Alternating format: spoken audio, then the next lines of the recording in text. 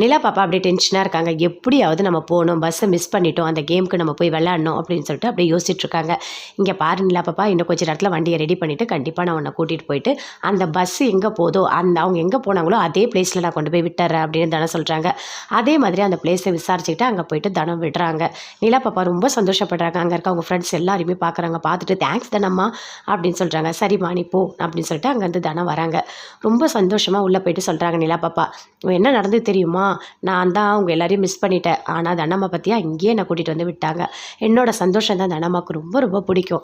எனக்கும் தனம்மாவை ரொம்ப பிடிக்கும் அப்படின்னு சொல்லிட்டு சந்தோஷமாக அவங்க பேசிகிட்டு இருக்காங்க. தனம் ஃபோன் பண்ணுறாங்க. ஃபோன் பண்ணி சொல்கிறாங்க, நான் வந்துட்டு நிலா பாப்பாவை விட்டுட்டேன் அப்படின்னு சொல்லிட்டு. ரொம்ப தேங்க்ஸ் அப்படின்னு சொல்லிட்டு கதிரேசன் சொல்கிறாரு. அப்போ கதிரேசன் ரொம்ப ஃபீல் பண்ணுறாரு. ஐயோ தனம்மா கிட்ட வந்து இப்படி பேசிட்டோம். ஆனால் தனம்மா வந்து நம்மளை வேண்டான்னு சொல்கிறாங்க. இனிமேல் அவங்கள கஷ்டப்படுத்தவே கூடாது. அவங்க மனசுக்கு எது சரின்னு படுதோ அப்படியே இருக்கட்டும். அவங்களோட விருப்பத்தை நம்மக்கிட்ட சொல்லிட்டாங்க. இனிமேல் அவங்கள எந்த காரணத்தை கூட தொல்லை பண்ணக்கூடாது அப்படின்னு அவங்க மாமா கிட்ட சொல்கிறாங்க.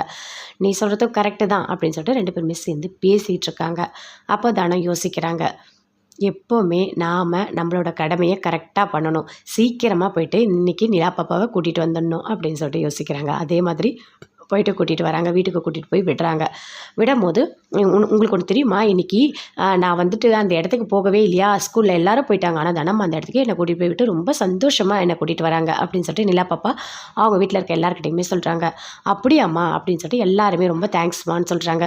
அதெல்லாம் ஒன்றும் இல்லைங்க, நான் வந்து நிலா பாப்பாவை கூட்டிகிட்டு போகணுன்னு நினச்சேன். இப்போ ஆட்டோ வந்து ரிப்பேர் ஆகிடுச்சு. அதனால் என்னால் சரியான டைமுக்கு போக முடியல.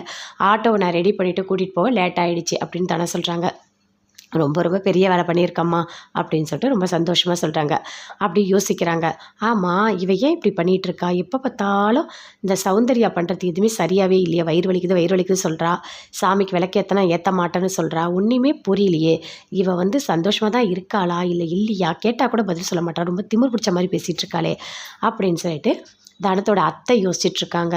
அப்போது சௌந்தர்யா சொல்கிறாங்க, இங்கே பாருங்கள், நான் வந்துட்டு சந்தோஷமாக இருக்கனா இல்லையா அதை பற்றிலாம் நீங்கள் கவலையே படாதீங்க அப்படின்னு சொல்லிட்டு அங்கேருந்து கோவமாக போகிறாங்க.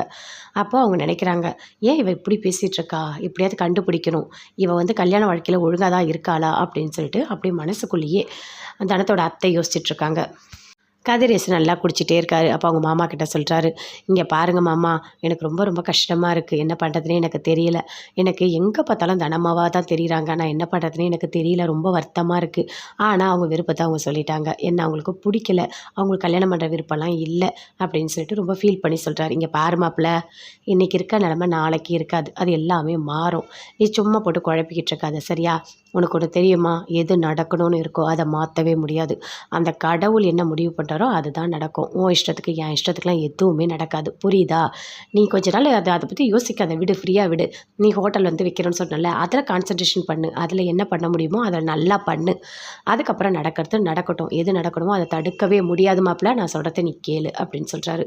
அப்படியா சொல்கிறீங்க, சரி பார்க்கலாம், நான் என்னோடய வேலையை நான் பார்க்குறேன் அப்படின்னு சொல்லிட்டு கதிரேசன் சொல்கிறாரு.